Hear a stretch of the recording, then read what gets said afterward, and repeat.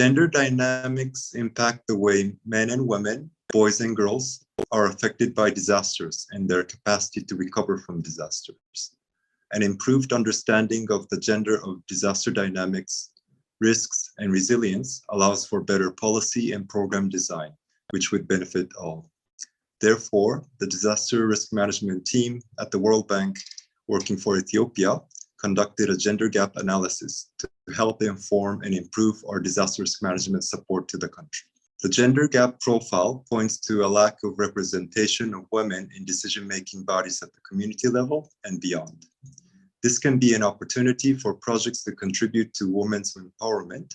However, a major barrier and huge disadvantage in building the case for dedicated activities promoting women's empowerment is the lack of specific data.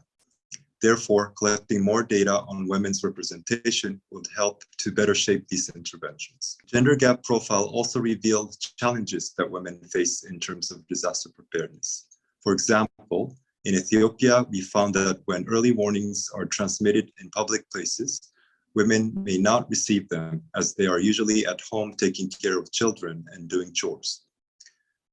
More specifically, in the event of a flood emergency, access to early warning information would often come through mobile phones, which are found to be used by men more frequently than by women. The discussions with the government of Ethiopia gave us important insights in terms of coping capacity. For instance, when a household is affected by a disaster, the availability of coping mechanisms such as finance and savings play an important role in the recovery process. Overall, in Ethiopia, the share of individuals owning a financial account is quite low. Only 18% of women and 31% of men own a financial account. One reason why women have less access to formal credit is that they are less likely to own and control physical assets that serve as collateral, which in turn affects their capacity to cope with future shocks.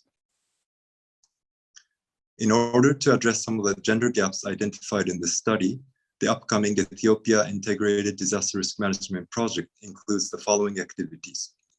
1, review and revise the guideline for gender mainstreaming in disaster risk management.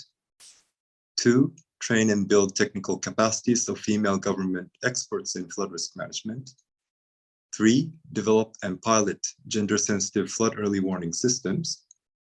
And 4, conduct participatory and gender-sensitive capacity building on flood preparedness. We hope that these activities will start addressing some of the gender gaps and also open opportunities to address other gaps in the country. Okay, thank you for your attention.